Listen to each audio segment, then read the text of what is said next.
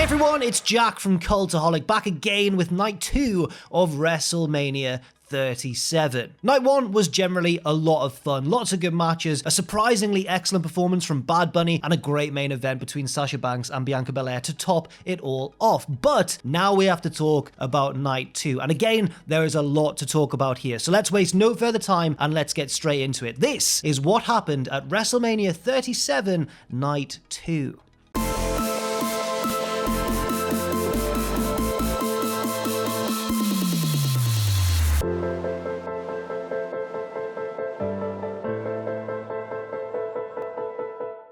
We get another rendition of America the Beautiful, this time from the new voice of country music, Ashland Kraft. And then we are straight into the show. No weather delay this time, it's on to the introduction by the hosts, once again, Titus O'Neil and Hulk Hogan. What's that? I mean Titus O'Neil and Hulk Hogan Pirate Edition. They talk about, the matches, and yeah, they're all excited, and it's a very loosely scripted thing.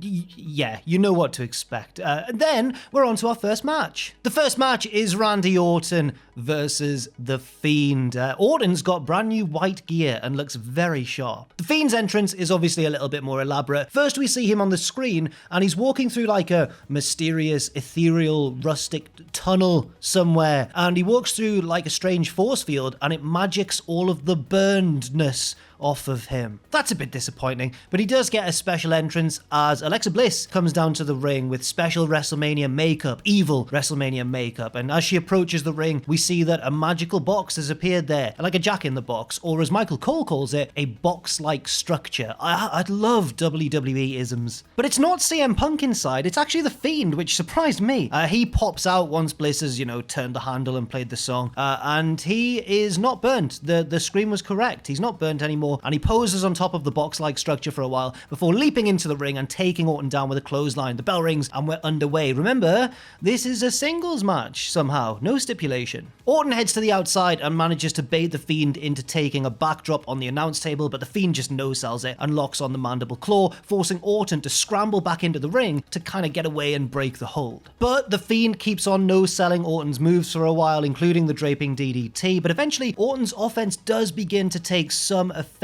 Enough to set up The Fiend for an RKO, but The Fiend reverses it into a mandible claw and goes for Sister Abigail, but then things get really strange. Before he can hit Sister Abigail, The Fiend is distracted by something happening on top of the box-like structure. Bliss is sat up there, but she looks different now. She's got the black slime just pouring down her face, and she might even, I think she's wearing some sort of strange crown or something. She looks very evil is the point. While The Fiend is kind of transfixed by this, it appears like she's betrayed him, but in some sort of spiritual, unsaid way. I don't understand. Orton doesn't care about any of that. He just jumps The Fiend from behind. RKO. 1, 2, 3. Randy Orton with the big upset victory. I don't get what any of this means. Orton doesn't seem to know either, but he's happy to just take his victory and get out of there. And The Fiend turns to face Bliss and looks a bit confused, and all the lights go out. And then they come back on and everybody has disappeared. And the crowd boo because we wanted a surprise, damn it.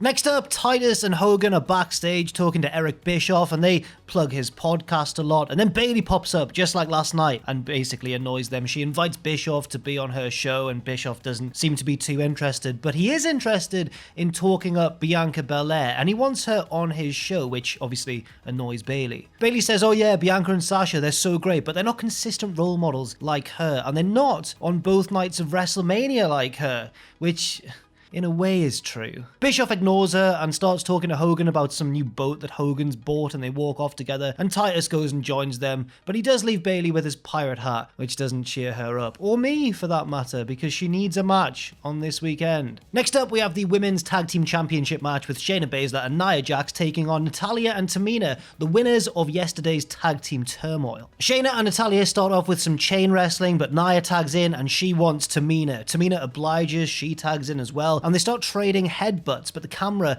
catches Nia telling Tamina to lay it in, which is a shame that they caught them communicating like that, but the match goes on. The challengers start to take control, which is maybe a bit of a surprise considering they're supposed to be the tireder of the two teams, but Shayna catches Natalya at one stage with a huge knee strike to turn the tide. Nia then slams Tamina on the outside, leaving Natalya without a way to tag out of the match. The heels beat down Natalya for quite a while, and Tamina still doesn't recover and get on the apron, so Natalya just has has to fire up herself, but Nia hits a powerbomb on her and covers her for 2, but Tamina just gets in time to break it up. Truth be told, she gets in a little bit too late, but we'll let that slide. Tamina then tags in and starts to build momentum and goes for the splash like last night, but Shayna recovers and tags in Nia, who heads up top and goes for an avalanche Samoan drop from the top. Natalya saves Tamina, pulls her down, and then Nia jumps off and flattens them both with a big crossbody, but they kick out at 2. Nia talks mad trash to Tamina, which probably annoys Peacock a little bit, but Tamina backhands her across the face and hits a big slam, which gets a big pop, but Nia still kicks out at 2. The crowd are fully behind Tamina now. She goes up for another splash, but Nia rolls out of the way. Natalya tags in and goes for the sharpshooter on Nia and gets it, but Shayna comes in from the outside. She was the legal woman all along and gets the Kirifuda clutch locked in. Natalya fades, passes out,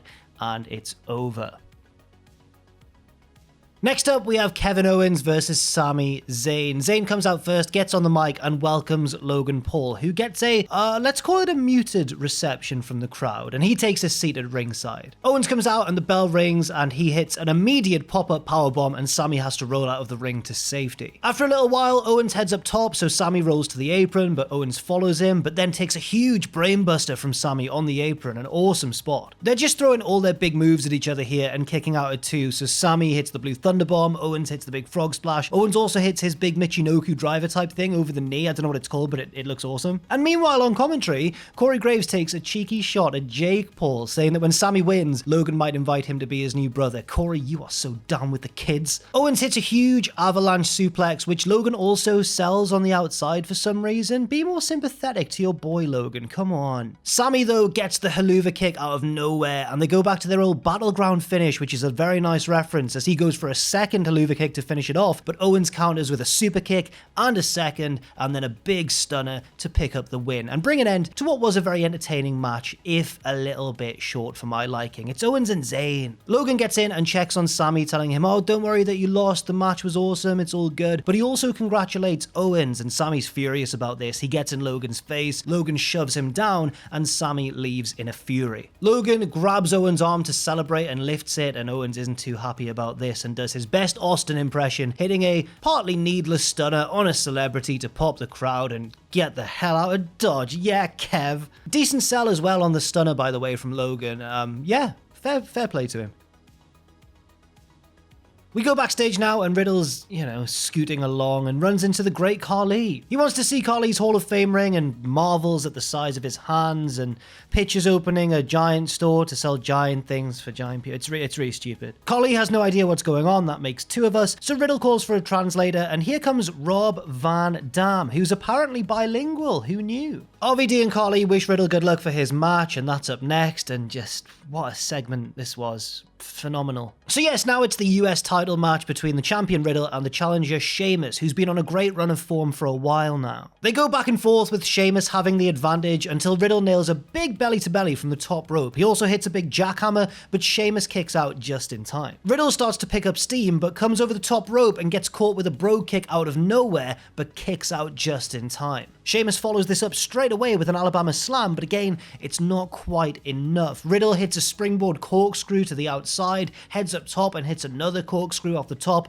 but again, this only gets 2. This match carries on. Riddle goes for an armbar, which Sheamus powers out of and slams Riddle down, but Riddle clamps on a sleeper out of nowhere, and Sheamus has to grab the ropes. They head up top, and Sheamus goes for a huge leaping white noise, but unfortunately, they slip down onto the canvas. Thankfully, Sheamus lands on his feet and doesn't drop Riddle, and just settles for a normal white noise instead. He does follow this up with a diving knee from the corner for good measure, which makes sense. He's kind of improvising, but it looks good, and again, Riddle kicks out. And now we get the finish of the match, which is awesome. Riddle springboards off the second rope looking for kind of a lion salt type move, and Sheamus just catches him with an unbelievable mid-air upside down brogue kick and wins the title, and it looks like he actually catches him in the face with the boot as well. It's an unbelievable shot and a great finish, and I'm very happy for Sheamus. He's been on a great run of form recently and fully deserves a title reign for his efforts.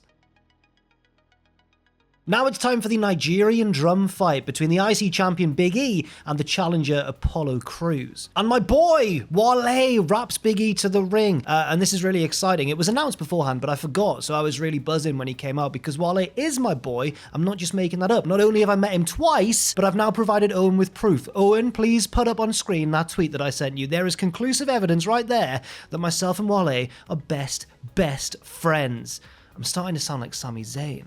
So what is a Nigerian drum fight? Well, we've got various weapons around the ring, but also a selection of Nigerian drums, and also a gong for good measure as well. This match begins with both men testing each other's toughness, hitting each other with kendo sticks, but it's not long before the action spills to the outside, and Big E sends Apollo into the drums. Have some mercy, Big E. Big E then hits his huge spear to the outside, but Apollo regains control and looks to crush the champion with the ring steps, but Big E thankfully rolls out of the way and nails Apollo with a Uranagi from the apron onto the steps. Ouch. Big E sets up a table in the ring, but Apollo goes to town on him with a kendo stick, beating him with it until it breaks. He heads up top and looks to put Big E through the table with a frog splash, but Big E moves. Apollo crashes through the table and Big E nails him with the big ending. He has got this match in the bag. Or at least he would, but just as he's about to win and retain his title, he's attacked from behind by a huge dude. It looks like it's Dabba-Kato in a military jacket. That's a bit of a promotion from Raw Underground. Kato takes out Big E. This is clearly his new character, his new gimmick. He is now aligned with Apollo Crews and drags Apollo on top of Big E for the win. Apollo Crews is the new IC champion, and there's a new big man in town. Book him versus Omos already.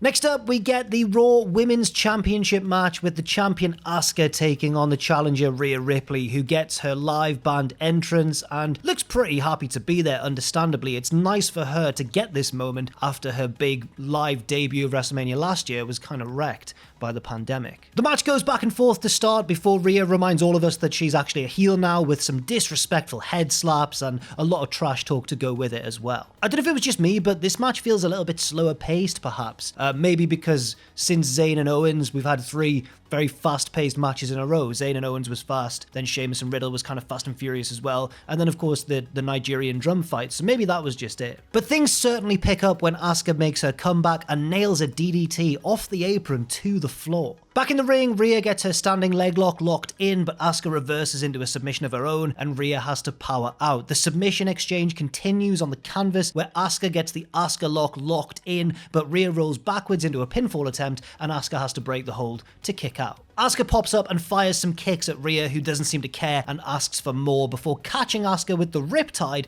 to become the Raw Women's Champion. Huge congratulations to Rhea Ripley. In a similar way to Bianca Belair last night, we may have seen the creation of a new star.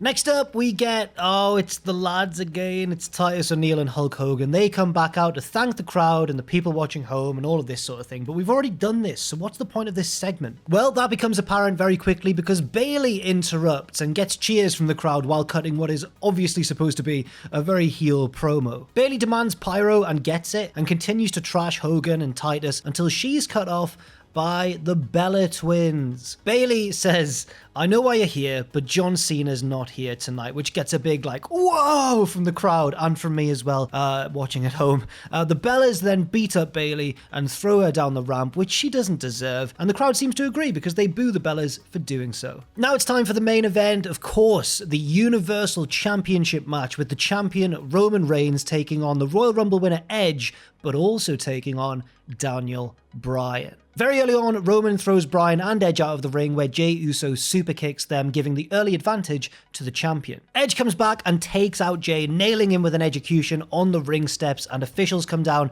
and take Jey Uso to the back. A few moments later, Edge and Roman square off in the ring with Bryan on the outside, and both attempt spears, but both avoid the spears, and then both go for a spear at the same time, colliding in midair. This allows Bryan to get back in and take control. He hits the yes kicks, but Roman ducks one and shoves Edge into the middle of the ring, where he gets blasted with the running knee. Bryan obviously can't make the cover with Roman still in the ring, but he takes control, stomps on Roman's head, and gets the yes lock locked in, but Edge recovers and breaks it up. So Bryan now puts the yes lock on Edge, but then Roman recovers and breaks it up. Roman takes Bryan to the outside and powerbombs him through the announce table while he's standing on the ring steps, but Edge comes in out of nowhere and wipes him out with a leaping running running spear. Edge brings a chair into the ring, but Roman rips it away from him and one of the legs comes off. Edge gets a crossface locked in and uses the leg of the chair to apply extra pressure. Roman goes to tap, but Bryan comes back in and catches his hand on the way down. Edge still has the submission locked in though, so Bryan locks in the yes lock at the same time as Edge's crossface and they start headbutting each other for control. An amazing creative spot. Bryan decides to give up on the submission. He grabs Edge and gets vicious, laying in the stomps to the head while taunting Edge about his bad neck. Bryan sets up for the running knee, but Edge recovers and nails him with a spear and then nails Roman with a spear, and it looks like he's going to get the win, but while the ref's hand is coming down for 3, Bryan has rolled to the outside and yanks the referee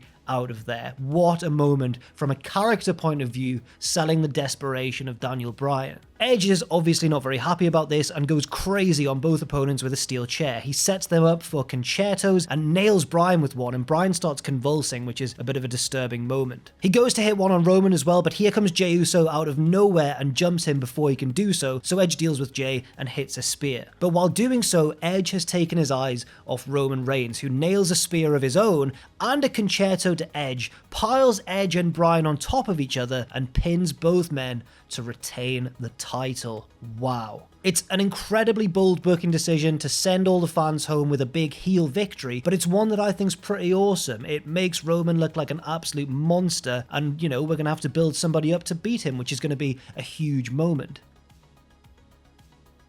On the whole, I think WrestleMania Night 2 followed a similar sort of pattern to Night 1. A lot of big fun moments here and there, some weaker moments as well on both nights, but both were topped off by incredible main events. And that's it. Thank you very much for watching this video. Do leave your thoughts and opinions in the comment section down below. I've been Jack from Cultaholic. Stay safe out there, of course. Stay positive, and I'll see you very soon.